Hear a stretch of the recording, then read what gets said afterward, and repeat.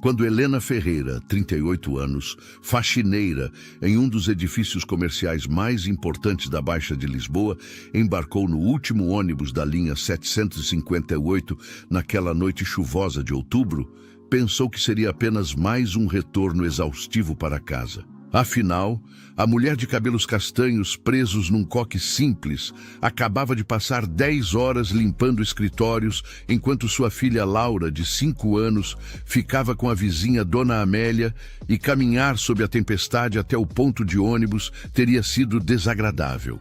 Mas quando o ônibus parou na Avenida da Liberdade às 22h30, o que ela viu através do vidro embaçado a deixou paralisada. Um homem de terno caro, completamente desorientado, cambaleava na chuva tentando entrar no veículo. Os ombros molhados pela tempestade, o rosto marcado por uma expressão que Helena reconheceu imediatamente como desespero. O que Helena descobriu nos minutos seguintes não só mudaria sua percepção daquele estranho, mas derrubaria todas as certezas de sua vida, perfeitamente construída como mãe solteira trabalhadora e mulher invisível. Porque aquele homem, que durante alguns minutos seria apenas mais um passageiro bêbado no último ônibus da noite, escondia uma história tão impactante que sacudiria os alicerces de tudo o que Helena acreditava saber sobre confiança, família e coragem. O apartamento de Helena Ferreira em Benfica era uma demonstração de simplicidade honesta. 2 quartos minúsculos, uma cozinha apertada, banheiro com azulejos rachados, vista para o pátio interno do prédio, um símbolo tangível da luta que travava desde que Laura nascera 5 anos antes, quando seu namorado Pedro a deixou ao descobrir a gravidez. Só tinha 23 anos, mas nenhuma quantidade de economia extrema ou turnos duplos podia preencher o vazio que se abria a cada fim de mês quando as contas chegavam e o dinheiro simplesmente não era suficiente. As contas sempre venciam antes do salário chegar. Laura, sua única filha, tinha 5. Em um instante, os sonhos de Helena desmoronaram. Os 5 primeiros anos foram um inferno. Helena tentou gerenciar tudo sozinha: o trabalho, a menina, o cansaço que a devorava. Cada noite voltava para casa depois das 23 horas, exausta demais para brincar, incapaz de dar à filha os horários estáveis que uma criança precisava ou os pequenos luxos que outras mães proporcionavam. Então, 6 meses antes, conseguiu transferir Laura para a creche municipal, onde Dona Amélia, 67 anos, vizinha aposentada de olhos gentis e uma paciência que conseguia acalmar Laura, mesmo em seus momentos mais difíceis, se ofereceu para buscá-la às tardes. Helena a encontrou através de uma indicação da assistente social, depois de procurar 17 opções diferentes. Dona Amélia era diferente, não tentava substituir a mãe que Helena era. Não tratava Laura com pena, não olhava para Helena com aquele olhar de compaixão insuportável que todos lhe reservavam. Era simplesmente presente, autêntica e extraordinariamente boa com Laura. A rotina funcionava perfeitamente. Helena saía cada dia às 6 da manhã, preparava o café da manhã para Laura, a deixava com Dona Amélia, que a levava para a creche, a buscava à tarde, brincava com ela, preparava o jantar. Quando Helena voltava do trabalho, raramente antes das 23 horas, encontrava Laura dormindo, a casa organizada e Dona Amélia sorrindo cansada antes de ir embora. O que Helena não sabia era o que aconteceria naquela noite de outubro que mudaria tudo. Sabia que estava chovendo forte, sabia que estava sozinha no mundo enfrentando uma luta desigual, mas não sabia mais, nunca tinha imaginado. A vida era dura demais para deixar espaço para surpresas, e Helena, sobrecarregada pelo trabalho e pela maternidade solitária, nunca tinha tempo para sonhar. Aquela noite de outubro, Helena saiu mais cedo do edifício, um evento raro. A supervisora tinha liberado todos às 21 horas porque um cano estourou no 10º andar e tiveram que fechar. De repente, Helena se encontrou no ponto de ônibus às 21h30. Ainda teria tempo de ver Laura acordada. A menina ficaria eufórica. Dona Amélia sempre fazia sopa de legumes que cheirava maravilhosamente. E por primeira vez em meses, Helena se sentiu quase normal. Pegou o ônibus como sempre às 21h45, pensando em chegar em casa para o turno das 22h30, na rotina de sempre. Enquanto o ônibus seguia, Helena notou pela janela que o céu se escurecia ameaçadoramente. 10 minutos depois, começou a chover torrencialmente. Helena olhou o relógio. O ônibus chegaria em Benfica às 22h30. Depois, teria que subir as escadas até o terceiro andar do prédio, que levava 5 minutos. Com essa tempestade, chegaria em casa encharcada, provavelmente às 22h40. Sem pensar demais, Helena enviou uma mensagem para Dona Amélia, que morava no andar de baixo, perguntando se podia deixar Laura dormir mais meia hora. Dona Amélia, sempre disposta a ajudar, respondeu em 2 minutos com um emoji sorridente. Às 22h20, Helena estava no ônibus quase vazio, percorrendo a Avenida da Liberdade, o veículo balançando sob a chuva violenta. O motorista estava fechando as portas. As luzes se apagavam uma a uma nas lojas da avenida. Alguns passageiros desciam correndo em direção aos seus destinos, mas a maioria já tinha saído. Helena esperava sentada no banco de trás, os olhos cansados, observando a tempestade. 10 minutos, 15. Quando chegariam em Benfica, foi então que o viu. Não estava esperando no ponto, mas cambaleava pela calçada molhada, tentando alcançar o ônibus que estava prestes a partir. Um homem de uns 45 anos, alto, com um terno cinza claro, completamente encharcado. Estava visivelmente embriagado. O motorista já tinha fechado as portas, mas o homem bateu no vidro com desespero. Helena podia ouvir sua voz, pastosa e confusa. O motorista hesitou, então abriu as portas com um suspiro irritado. O homem tropeçou ao entrar. Helena não se considerava uma heroína.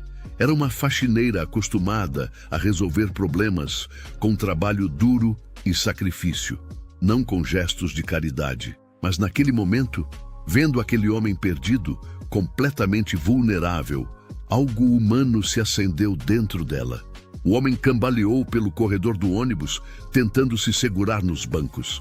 Seus movimentos eram descoordenados.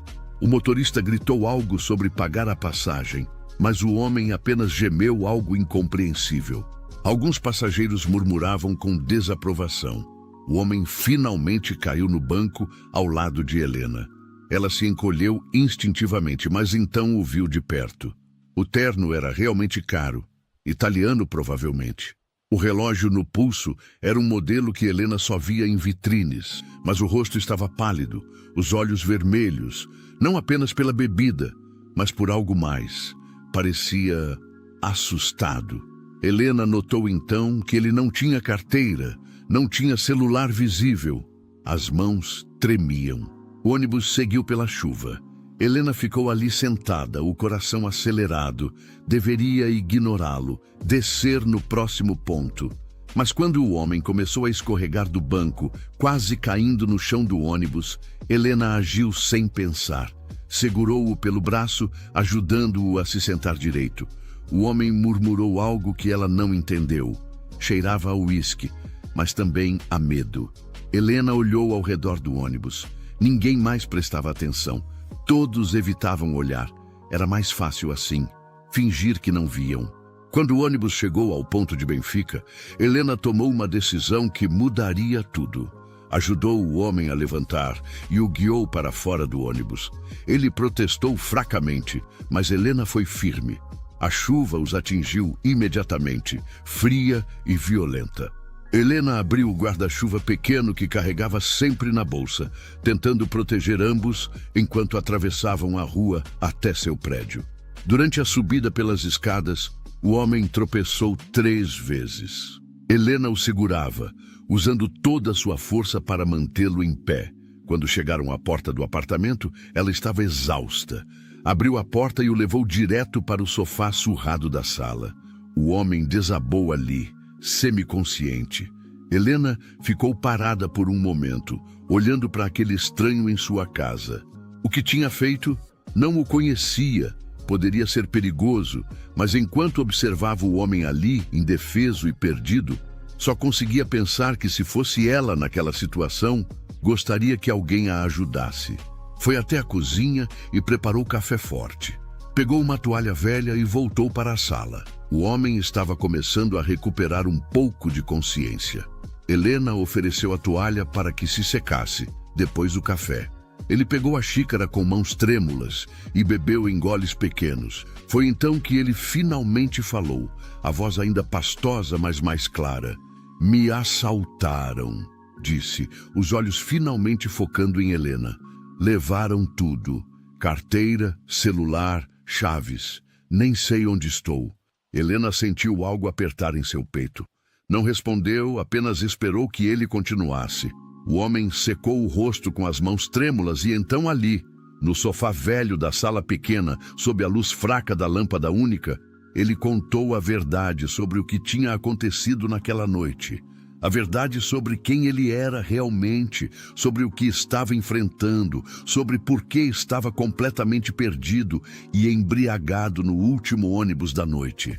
O homem que Helena tinha ajudado era Eduardo Monteiro, 45 anos, um investidor conhecido que tinha construído fortuna administrando fundos de capital de risco. Ele tinha uma empresa na Avenida da Liberdade, um apartamento em Cascais, uma vida que Helena mal podia imaginar. Mas naquela noite tinha ido jantar com clientes em um restaurante no Chiado. Depois da reunião, saiu para fumar um cigarro na rua e foi abordado por 2 homens. Levaram tudo. Carteira, celular, chaves do carro, relógio caríssimo. Eduardo, em choque e sem saber o que fazer, entrou no primeiro bar que viu e começou a beber. Não tinha dinheiro para pagar, mas o barman aceitou seu cartão de crédito, que felizmente estava no bolso interno do palete. Bebeu até não conseguir pensar mais, até que a dor do assalto e do medo fosse substituída pelo entorpecimento do álcool. Quando saiu do bar, estava completamente desorientado. Não sabia para onde ir. Não tinha como ligar para ninguém. Viu o ônibus e entrou sem nem saber para onde ia. Helena escutou em silêncio, o coração partido com cada palavra. Esse homem, que vinha de um mundo completamente diferente do dela, estava enfrentando a vulnerabilidade que ela conhecia tão bem, mas de forma repentina e chocante. Quando Eduardo terminou de falar, exausto e começando a ficar sóbrio, Helena tomou uma decisão. Ofereceu que ele dormisse no sofá. De manhã, poderiam resolver as coisas. Ele protestou fracamente, dizendo que já tinha abusado demais de sua gentileza, mas Helena foi inflexível. Durante a noite, Helena não dormiu. Ficava checando se Eduardo estava bem, se não tinha passado mal. No quarto ao lado, Laura dormia tranquilamente, sem saber nada do que estava acontecendo. Às 6 da manhã, quando Helena foi à sala, o sofá estava vazio. Eduardo tinha ido embora, deixando apenas um bilhete rabiscado em um pedaço de papel que encontrou na cozinha. "Obrigado. Nunca vou esquecer isso." Helena guardou o bilhete pensando que nunca mais o veria. Foi apenas um momento estranho, uma noite atípica. Ela tinha ajudado alguém e pronto. A vida voltaria ao normal, mas estava errada. Helena não pensou muito sobre Eduardo nos dias seguintes. Continuava vendo o rosto assustado dele, ouvindo sua voz quebrada. Mas a vida era muito exigente para ficar remoendo. Tinha que trabalhar, cuidar de Laura, pagar contas. O episódio do homem no ônibus foi se tornando uma memória distante.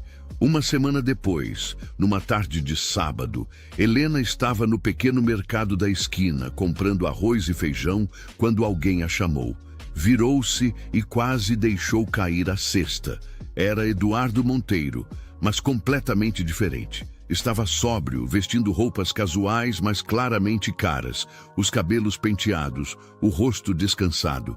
Ao lado dele estava uma mulher elegante de uns 40 anos. Eduardo se aproximou com um sorriso tímido. Explicou que tinha passado a semana toda tentando encontrá-la. Lembrava-se de Benfica, do prédio, tinha perguntado aos vizinhos até descobrir quem era. Queria agradecer pessoalmente. A mulher ao lado era Beatriz, sua irmã, que tinha vindo com ele. Helena ficou sem palavras. Tentou dizer que não era necessário, que tinha apenas feito o que qualquer pessoa faria, mas Eduardo insistiu. Disse que naquela noite ela tinha salvado mais do que sua segurança física. Tinha salvado sua dignidade, sua fé na humanidade.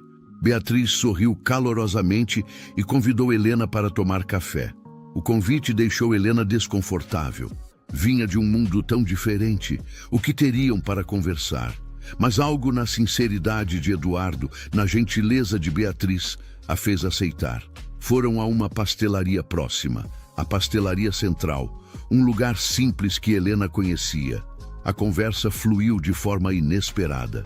Eduardo contou sobre sua vida, sobre a empresa que administrava, sobre como o assalto tinha sido um choque que o fez repensar muitas coisas. Beatriz falou sobre a família, sobre como ficaram preocupados quando Eduardo desapareceu naquela noite. Helena, inicialmente tímida, acabou compartilhando sobre Laura, sobre a luta diária, sobre a vida de mãe solteira. Quando se despediram, Eduardo pediu o número de telefone de Helena. Disse que gostaria de manter contato, que sentia que devia isso a ela. Helena hesitou, mas acabou dando. Achava que ele ligaria uma vez, talvez duas, e depois esqueceria. Mas Eduardo não esqueceu. Ligou na semana seguinte perguntando como estavam. Depois mandou mensagens perguntando sobre Laura, sobre o trabalho. Um mês depois do primeiro encontro, Eduardo apareceu no apartamento de Helena com uma bicicleta rosa para Laura. Helena ficou chocada. Era demais. Não podia aceitar. Mas quando Laura viu a bicicleta, os olhos brilharam de uma forma que Helena não via há muito tempo. Eduardo explicou que não era caridade, era gratidão. E que, se fosse honesto, estava gostando de conhecê-las. Havia algo nas conversas com Helena que o fazia sentir conectado ao mundo real, longe das reuniões e planilhas. Os meses seguintes trouxeram uma rotina inesperada. Eduardo começou a visitar regularmente. Levava Laura ao parque nos fins de semana, dando a Helena algumas horas de descanso que ela nunca tinha. Conversavam sobre tudo, desde política até filmes antigos. Helena descobriu que Eduardo era mais do que um homem rico. Era engraçado, inteligente, surpreendentemente humilde sobre sua própria vida. E Laura adorava Eduardo. Chamava ele de tio Edu e corria para abraçá-lo sempre que chegava. Eduardo ensinava-lhe coisas, brincava com ela, ouvia suas histórias com atenção genuína. Pela primeira vez, Laura tinha uma figura masculina positiva em sua vida. Mas Helena lutava com sentimentos complexos. Notava como olhava para Eduardo quando ele brincava com Laura, como seu coração acelerava quando ele ligava. Mas dizia a si mesma que era ridículo. Ele era rico, bem-sucedido, de outro mundo. Ela era uma faxineira com educação básica. O abismo social entre eles era intransponível. Eduardo, por sua vez, estava mudando. As visitas a Benfica se tornaram a parte favorita de sua semana.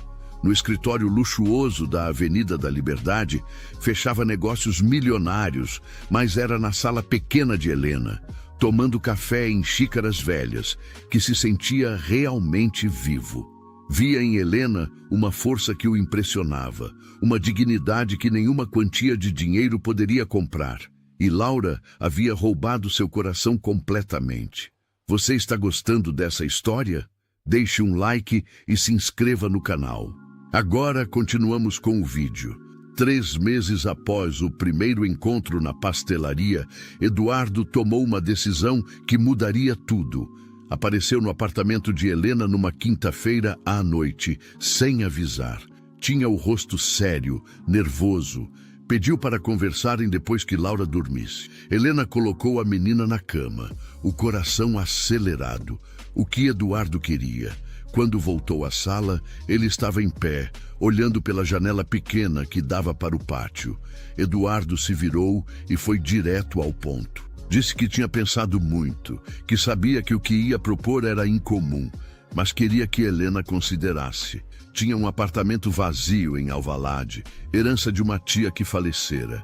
Estava oferecendo a Helena e Laura para morarem lá, com aluguel simbólico, quase nada. O apartamento tinha 2 quartos de verdade, uma cozinha espaçosa, ficava perto de uma escola melhor. Helena poderia reduzir suas horas de trabalho, ter mais tempo com Laura. E ele ajudaria com o que fosse necessário, não como caridade, mas como família. O silêncio que seguiu foi longo. Helena sentiu lágrimas silenciosas começarem a rolar pelo rosto. Não eram lágrimas de alegria simplesmente, mas de confusão, de medo, de esperança.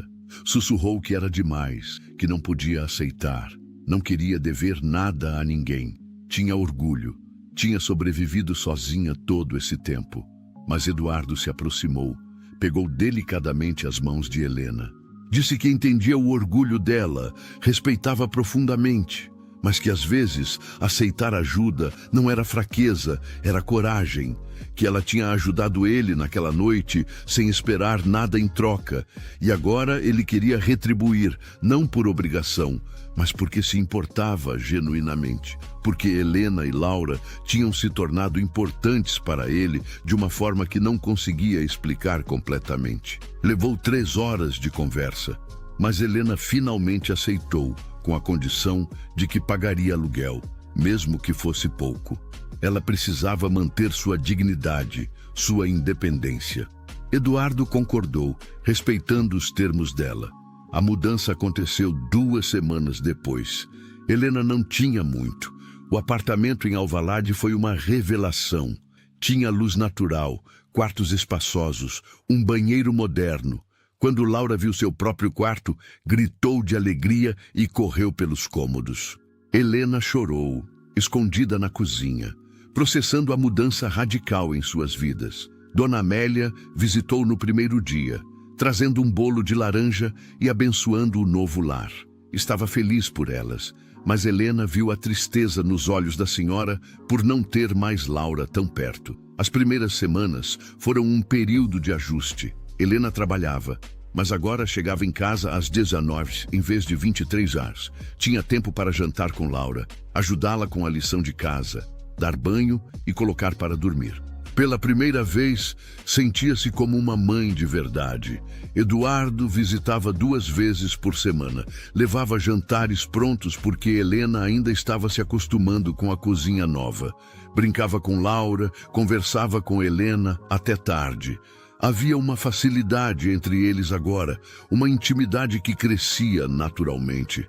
Mas algo mais estava acontecendo, algo que nenhum dos dois falava. Quando os olhos se encontravam, demoravam 1 segundo a mais. Quando as mãos se tocavam por acaso, ao alcançarem o mesmo objeto, um arrepio percorria ambos. Helena descobriu que Eduardo era mais complexo do que imaginava, com inseguranças e medos debaixo da confiança superficial. Eduardo via em Helena não apenas uma mulher forte, mas alguém com quem podia ser vulnerável, autêntico. A mudança se tornou impossível de ignorar numa tarde de primavera, 6 meses depois da mudança de Helena. Laura estava brincando na casa de uma amiguinha. Eduardo e Helena estavam na pequena varanda do apartamento, tomando vinho, observando o pôr do sol sobre Lisboa. A conversa se moveu para a família, arrependimentos, sonhos. Helena falou sobre seus pais, que tinham morrido num acidente quando ela tinha 20 anos, de quanto sentia falta, de como ficou completamente sozinha no mundo. Eduardo compartilhou coisas que nunca tinha dito a ninguém. Não apenas sobre o assalto e aquela noite, mas sobre a solidão que sentia apesar do sucesso, sobre como sua vida parecia vazia apesar de toda a riqueza, sobre como conhecer Helena e Laura tinha mostrado o que realmente importava. Foi nesse momento que seus olhos se encontraram e algo mudou. Eduardo se pegou olhando os lábios de Helena. Helena viu em Eduardo não apenas o homem bem-sucedido, mas alguém que entendia a dor, a solidão, tão profundamente quanto ela. Eduardo se afastou bruscamente, murmurando algo sobre ir embora cedo. Helena se refugiou dentro do apartamento, o coração acelerado. Aquela noite Nenhum dos dois dormiu. As semanas seguintes foram de tensão não dita. Eduardo começou a evitar Helena, cancelando visitas com desculpas sobre trabalho. Quando se viam, havia uma energia elétrica que fazia ambos se moverem com cautela, evitando toques, evitando olhares muito longos. Laura notou a mudança. Perguntou a Helena por que o tio Edu não vinha mais. Perguntou se ele estava bravo com elas. Helena não sabia o que responder, o coração partido ao ver a tristeza da filha. Foi Beatriz, a irmã de Eduardo, quem forçou a situação. Apareceu para visitar Helena num sábado de manhã e encontrou tudo diferente. Helena estava claramente infeliz, Laura estava triste e Eduardo, segundo Beatriz, estava impossível de aturar no trabalho, irritado com todos, fechado em si mesmo. Beatriz sentou com Helena na cozinha, fez café e perguntou diretamente o que estava acontecendo. Helena tentou desviar, dizer que estava tudo bem, mas Beatriz não aceitou evasivas. Conhecia o irmão bem demais. Sabia que algo tinha mudado. As palavras saíram em torrente. Helena confessou o que tinha evitado admitir até para si mesma. Estava se apaixonando por Eduardo e se odiava por isso. Ele era de outro mundo, tinha outra classe social. Era seu benfeitor. Não alguém que poderia vê-la romanticamente. O desequilíbrio era total, a situação era inapropriada. Ela estava morando num apartamento dele. Tudo era complicado demais. Beatriz deixou Helena terminar. Então deu uma resposta que surpreendeu completamente. Perguntou se Helena achava que Eduardo a via como caridade. Não. Perguntou se Eduardo parecia feliz quando estava com ela e Laura. Sim. Perguntou se Helena sentia que Eduardo a respeitava, a tratava como igual. Sim. Então qual era o problema? Helena protestou. A diferença social, o dinheiro, o fato de estar morando num apartamento dele. Mas Beatriz foi direta. Eduardo era um homem adulto que tinha demonstrado, através de meses de ações consistentes, que se importava genuinamente. Não era sobre dinheiro ou caridade, era sobre conexão humana, sobre encontrar alguém que o fazia querer ser melhor. Quanto ao apartamento, Beatriz revelou algo. Eduardo tinha outros imóveis para alugar, alguns até mais lucrativos. Escolhera dar aquele apartamento específico a Helena porque queria ter uma razão para estar perto, para fazer parte da vida delas. Não era manipulação, era esperança. Beatriz sugeriu algo radical. Que Helena conversasse com Eduardo, honestamente, como adultos. Que dissesse o que sentia e ouvisse o que ele tinha a dizer. A vida era curta demais para deixar o medo decidir. Naquela noite, quando Eduardo apareceu para deixar um presente de aniversário antecipado para Laura, havia lembrado da data, Helena pediu que ficassem para conversar depois da menina dormir. Eduardo concordou, visivelmente nervoso. Depois que Laura dormiu, eles se sentaram na sala. Helena serviu café, as mãos tremendo levemente. A conversa que se seguiu foi a mais difícil e honesta da vida de Helena. Ela disse a Eduardo o que sentia. Explicou por que tinha criado distância, por que tinha medo. Falou sobre todas as razões pelas quais achava que era impossível, desde a diferença social até morar no apartamento dele.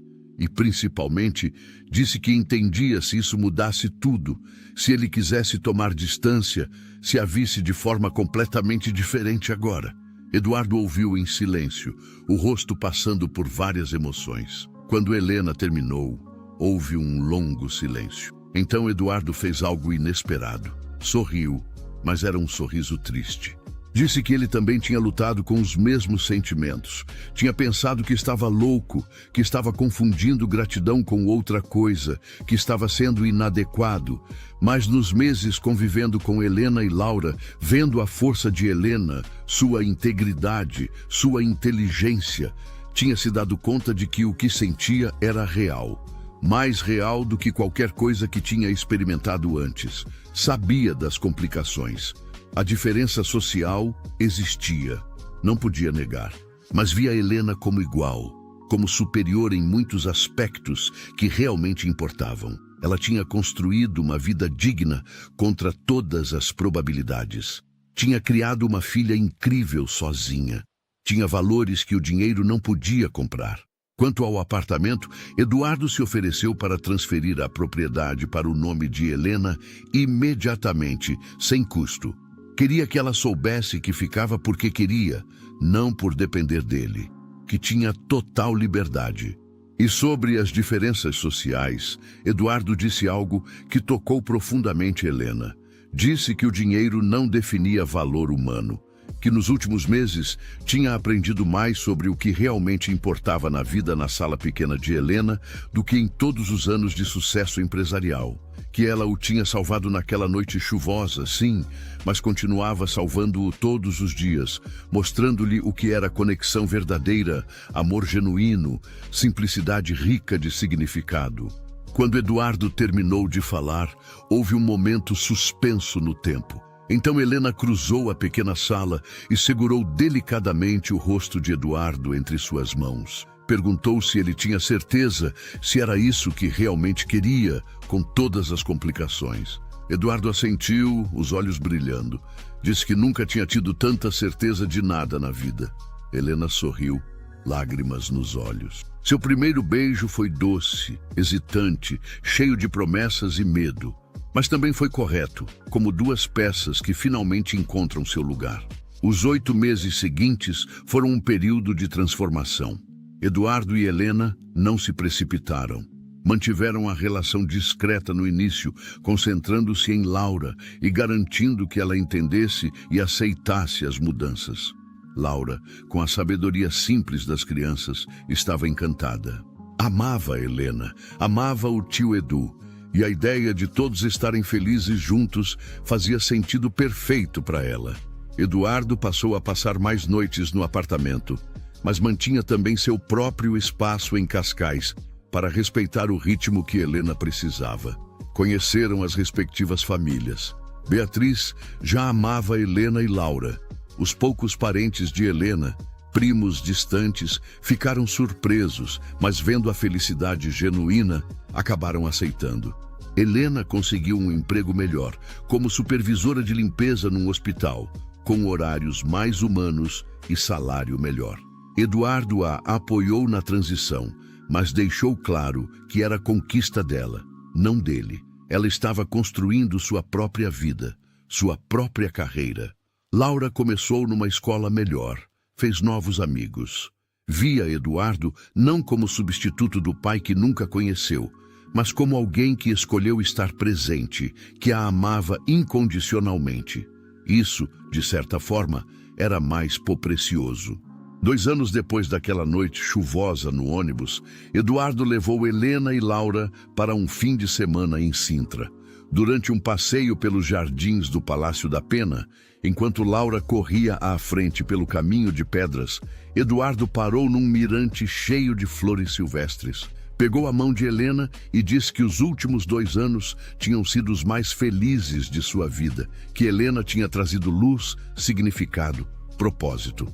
Que Laura era como uma filha para ele, que as amava profundamente e queria construir uma vida juntos, se ela também quisesse. Então se ajoelhou e tirou do bolso um anel simples, elegante, com uma pequena pedra azul que combinava com os olhos de Helena. Helena riu e chorou simultaneamente. Disse sim antes que Eduardo pudesse terminar a pergunta. Laura, que tinha visto de longe, correu de volta, gritando de alegria, pulando em volta dos dois. O casamento foi pequeno, íntimo, apenas família próxima e amigos mais queridos. Beatriz foi madrinha de Eduardo. Dona Amélia foi convidada especial, sentada na primeira fila com lágrimas de felicidade. Laura foi a daminha, carregando uma cestinha de pétalas de rosas brancas com seriedade solene. A cerimônia aconteceu no jardim de uma quinta em Sintra, sob um arco de rosas brancas e hortênsias azuis. Durante os votos, Eduardo falou de como Helena tinha salvado não apenas sua vida naquela noite, mas sua alma, de como tinha aprendido o significado real de coragem, dignidade e amor. de como Laura tinha enchido seu coração de uma forma que não sabia ser possível.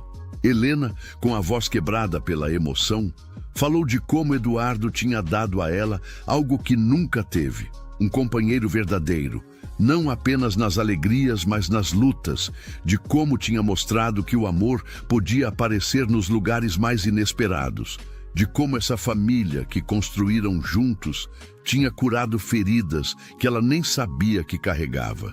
Na festa, enquanto o sol se punha sobre as colinas de Sintra e as luzinhas do jardim se acendiam, Eduardo e Helena dançavam lentamente. Laura dormia no colo de Beatriz, exausta de tanto brincar. Os convidados conversavam tranquilamente, celebrando o amor em todas as suas formas inesperadas.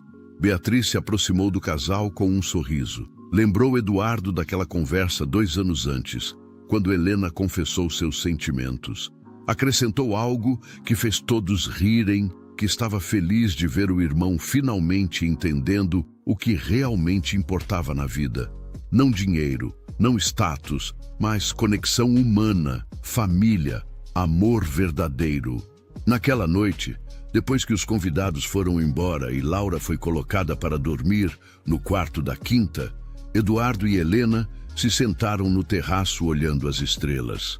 Helena ainda usava seu vestido de noiva simples, mas lindo. Eduardo tinha tirado a gravata, as mangas da camisa arregaçadas.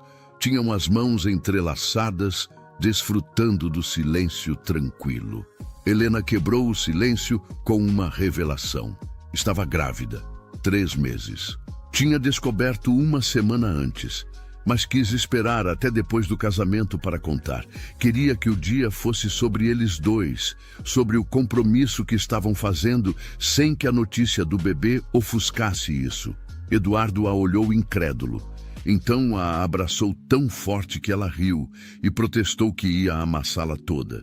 Quando se separaram, ambos tinham lágrimas nos olhos. Um novo bebê, uma família crescendo. Laura seria a irmã mais velha. Era mais do que Eduardo tinha se atrevido a sonhar. Olhando para sua nova esposa, a mulher que tinha entrado em sua vida, num momento de completa vulnerabilidade e se tornado muito mais, Eduardo pensou naquela noite chuvosa 2 anos antes. Como um simples gesto de bondade, ajudar um estranho bêbado no ônibus tinha mudado tudo. Às vezes as vidas se cruzam por acaso. Às vezes a pessoa que você ajuda termina salvando você de formas que nunca imaginou. Às vezes a família que você constrói é diferente da que tinha imaginado, mas é perfeita em sua maneira imperfeita.